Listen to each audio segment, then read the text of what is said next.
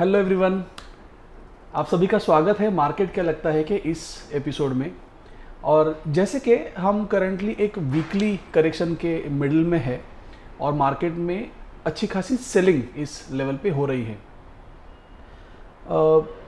इस particular year में जब वीडियोस बनाना मैंने शुरू किया, आई थिंक जुलाई के आसपास कहीं ये वीडियोस बनाना मैंने जब शुरू किया, उस समय पे मैंने एक बात कही थी कि बुल रन जो होता है या बुल मार्केट जो होता है वो बहुत बार ट्रेडर्स को या इन्वेस्टर्स को एक तरह से काफ़ी सारी फैक्ट्स जो है उसे नज़रअंदाज करने के लिए मजबूर करता है, या लोग थोड़े से यूफोरिया में एक ग्रीड के चक्कर में काफ़ी सारी फैक्ट्स को नज़रअंदाज कर देते हैं और ऐसा सोचने शुरू करते हैं कि मार्केट जो है ये बुलिश ही होगा और ये चलता ही रहेगा।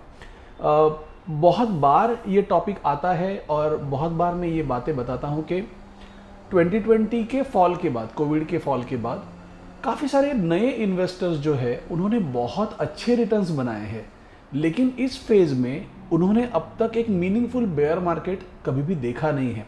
तो उनके लिए ये चीज़ को डाइजेस्ट करना थोड़ा मुश्किल होगा।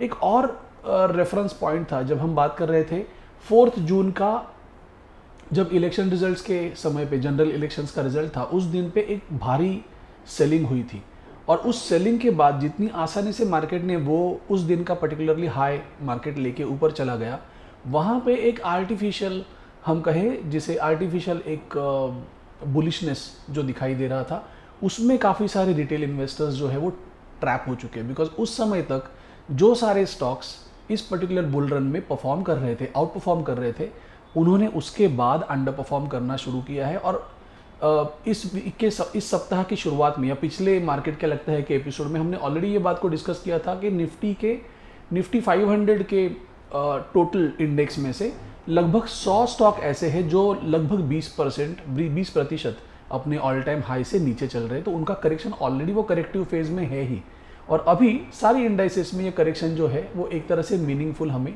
दिखाई दे रहा है।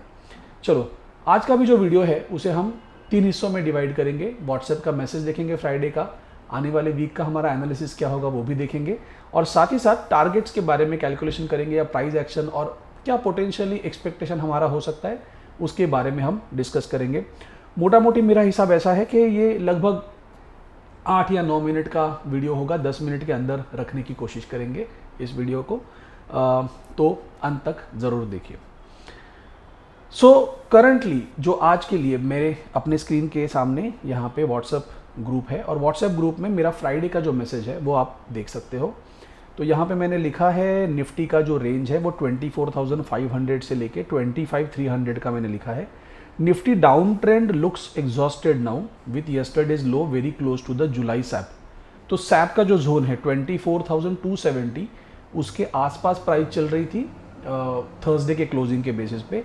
तो 100 पॉइंट प्लस माइनस, सैप के जोन से 100 पॉइंट प्लस माइनस एक हमने जोन निर्धारित किया था, जहां पे एक तरह से एक सपोर्ट मिलने की गुंजाइश यूजुअली मार्केट में होती है।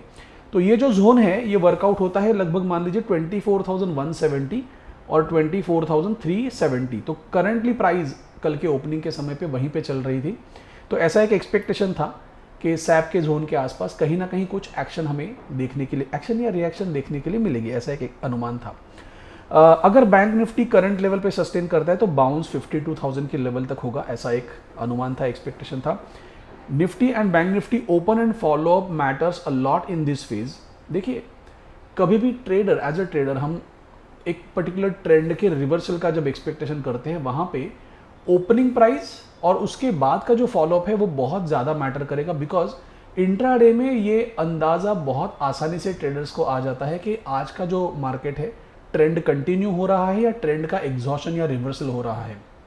सो प्राइस एक्शन के बेसिस पे डेली कैंडल्स ये बता रही थी कि यहाँ पे एग्जॉशन होगा या शायद रिवर्सल हो सकता है, लेकिन वो रिवर्सल होने से पहले एक भारी बिकवारी कल के दिन में हमें देखने के लिए मिली।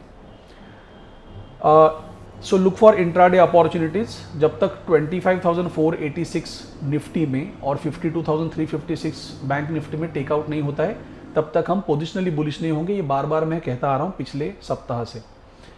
सो उसी बेसिस पे अगर हम देखें तो मैंने लिखा है both the indices are looking good for the bounce.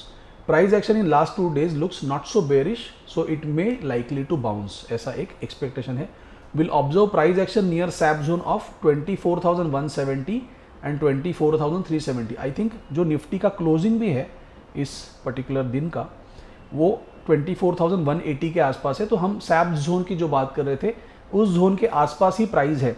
देखिए ये सारे ऑब्जर्वेशंस जो होते हैं, इतने सालों से हम मार्केट को देख रहे हैं और जो ऑब्जर्वेशंस हम कर रहे हैं उसके भांति हमें ये जो एक तरह से अनुमान है या एक तरह से जो हमारा एनालिसिस है वो इस तरह से वर्क करता है. बिकॉज सैप का जो जोन है उसे भी थोड़ा बफर देना ज़रूरी है. It is not a magic कि उस लेवल से, उस नंबर से ही मार्केट रिवर्स होगा, बट साइकोलॉजिकली उस लेवल के आसपास एग्जॉशन एक तरह से बेयर्स का देखने के लिए मिल सकता है. तो एक टेम्पररी पॉज शायद हमें देखने के लिए मिले, और अगर प्राइस में ऐसी ही गिरावट चलती रहती है तो फिर वो बहुत एक बड़ा बेयरिश ट्रेंड या एक बेयर मार्केट की संभावना वहाँ पे हमें देखने के लिए मिलती है. अगर आप अपने पोर्टफोलियो को होल्ड भी कर रहे हो तो उसे एडिक्वेटली हेज करना ज़रूरी है, so that you will be able to hold on to your equity investments and at the same time enjoy the fruits of the bearish trend as well. तो वो भी एक पार्ट इंपॉर्टेंट रहेगा. आइए chart पे जाते हैं. सो इंडाइसेस का चार्ट मेरे सामने है और निफ्टी का जैसे आप देख पा रहे हो कि सैप को ब्रीच करके लगभग 100 पॉइंट सैप के नीचे निफ्टी आज क्लोज हुआ है. और उसके बाद अब आने वाले सप्ताह में जो मेरा एक्सपेक्टेशन है, ऐसा लग रहा है कि शायद यहाँ पे एक पॉज होना चाहिए, इस करेक्टिव फेज का एक पॉज होना चाहिए. बिकॉज रिलायंस इस पर्टिकुलर सिनारियो में बहुत अच्छी लेवल पे दिख रहा है. सो रिलायंस अगर यहाँ पे सपोर्ट लेता है तो वो निफ्टी के लिए हेल्पफुल होगा. देखिए करेक्शन जो है ये वीकली करेक्शन है ना. तो वीकली करेक्शन है, जाहिर तौर पे एक 23,000 की लेवल तक ये कंफर्टेबली निफ्टी को करेक्ट होना चाहिए और वो हेल्पफुल ही रहेगा overall. But at the same time it just can not go on falling just like that. तो वहाँ पे कहीं ना कहीं एक सपोर्ट लेके एक इंटरमीडिएट बाउंस आने की पॉसिबिलिटी है. तो वो बाउंस की यहाँ पे हम एक एक्सपेक्टेशन कर रहे हैं करंट सिचुएशन पे. निफ्टी के इंडिविजुअल चार्ट पे जाते हैं. पिछले सप्ताह में हमने जो मार्किंग की थी वो ऐसा कैटेगरिकली लिखा था कि bullish bias as long as we are above this particular low. ये एक लो हमने रखा था और सैप जो हमारा एक टारगेट था उसे ब्रीच करके सैप का टारगेट कंप्लीट होके और फिर से एक तरह से एक रिकवरी हमें यहाँ पे देखने के लिए मिल रही है. इस सिचुएशन में फिर से एक बात मैं कहूँगा कि लोज ये इंपॉर्टेंट क्यों है, बिकॉज जब भी एक ट्रेंड है, फॉलिंग मार्केट है, तो वहाँ पे ये जो लोज है ये एक तरह से लो या लोअर लो का रोल प्ले कर रहे हैं. तो वो lower low as long as वो इंटैक्ट है तो वहाँ से हमें एक बाउंस मिड वीक के लिए कहिए इंटरमीडिएट बाउंस हमें देखने की गुंजाइश है. एक्सपेक्टेशन वैसा होगा. अब क्या है, बिकॉज हम सैप के आसपास है तो आने वाले सप्ताह में निफ्टी सैप को लेकर कैसे रिएक्ट करती है ये देखना बहुत इंपॉर्टेंट होगा. मान लीजिए कि आने वाले सप्ताह में फिर से मंडे को गैप डाउन ही होता है तो गैप डाउन के बाद का फॉलोअप जो है उसे थोड़ा गौर से देखिए. ऐसा अनुमान है मेरा, ऐसा एक्सपेक्टेशन है कि गैप डाउन भी अगर होता है फिर भी उतनी बिकवारी नहीं होगी और वो फट से बाइंग में कन्वर्ट हो सकता है. टिपिकली देखना क्या है, हमें एक अपॉर्चुनिटी ऐसी चाहिए जहां पे हमारा रिस्क कम से कम हो और रिवॉर्ड अच्छा हो. और जब तक फॉलोअप या प्राइस एक्शन उसे कंफर्म नहीं करती है हम कोई ट्रेड में एंटर नहीं करेंगे. तो उस बात का ध्यान रखिए. सैप के अराउंड एक 100 पॉइंट्स का ऊपर और 100 पॉइंट्स का नीचे एक जोन बना दीजिए और उस जोन में प्राइस किस तरह से रिएक्ट कर रही है उसे आप देखोगे तो एक काफ़ी आसानी से आपको अंदाज़ा आ जाएगा. जैसे फॉर एन एग्जाम्पल ये एक जोन हम बना रहे, तो ये सैप का रिएक्शन जोन है जहाँ पे हमारा सैप का जो प्राइस है उसके 370 का हाई होगा और यहाँ पे 170 का लो होगा. 24,170 राइट. सो हाँ 24,170. तो ये हमारा एक सैप का जोन है जहाँ पे 100 पॉइंट सैप के ऊपर और 100 पॉइंट सैप के नीचे. करेंटली हम इसी जोन में है.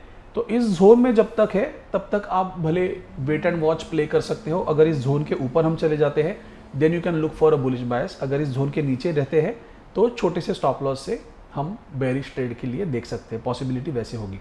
अगर ये सिचुएशन ऐसी चलती है तो इट इज़ वेरी लाइकली कि हम 24,800 या 25,000 का जो लेवल है उस लेवल तक पहुंचने की कोशिश करेंगे as a retracement. I am not saying कि ट्रेंड एग्जॉस्ट हो गया है, यहाँ पे करेक्शन पूरी तरह से खत्म हुआ है. नहीं, करेक्शन चलता रहेगा बारी बारी से. प्राइमरी ट्रेंड हमारा डाउन है, इसे मत भूलिए. जो भी रिट्रेसमेंट है उस रिट्रेसमेंट को सेलिंग के पॉइंट ऑफ व्यू से हमें यूटिलाइज करना है. जो ट्रेडर्स है ये भले बात ही जानते हैं अगर आपका ट्रेडिंग एक्सपीरियंस बहुत ज़्यादा नहीं है और आप पिछले 1 साल से या पिछले 6 महीनों से ट्रेडिंग करें तो ये फेज़ को आप स्किप कर सकते हो, शांति से बैठ सकते हो, देख सकते हो, पेपर ट्रेड कर सकते हो, सीखने की कोशिश कर सकते हो। वो आपके लिए ज़्यादा हेल्पफुल रहेगा rather than burning your fingers. अगर बैंक निफ्टी की बात करें इसी फेज़ में, तो बैंक निफ्टी में जो बाउंस एक्सपेक्टेड था वहाँ तक प्राइस पहुँच नहीं पाई और जाहिर तौर पे हमें एक तरह से ये सेलिंग का ही जो सिनारियो है वो देखने के लिए मिला। रेंज का जो हाई था वो ब्रीच कर लिया उसने मंडे मॉर्निंग को ही, और उस फेक ब्रेकआउट के बाद वहाँ से जो गिरावट हो रही है वो कंसिस्टेंटली हमें गिरावट यहाँ पे देखने के लिए मिल रही है। सो ये करंट ट्रेंड जो है, ये ट्रेंड हमें बता रहा है कि इफ़ दिस लो होल्ड्स, ये जैसे डबल बॉटम जैसा लग रहा है, तो अगर ये बॉटम होल्ड करता है तो eventually we should take out about 51,800 का level and eventually we should move towards 52,000, जहाँ पे एक लोअर हाई फिर से एक्सपेक्टेड होगा। तो फिर से यही रेंज प्ले में आ सकती है, प्रोवाइडेड ये जो लो है, करंट रिसेंट लो है, वो इंटैक्ट रहना चाहिए। ऐसा हमारा रिक्वायरमेंट है। तो मैं इसे मार्क कर देता हूँ करंट लो को। As long as this low is holding we will look for intraday buying opportunities, है ना। as long as the low holds we will look for intraday buying opportunities।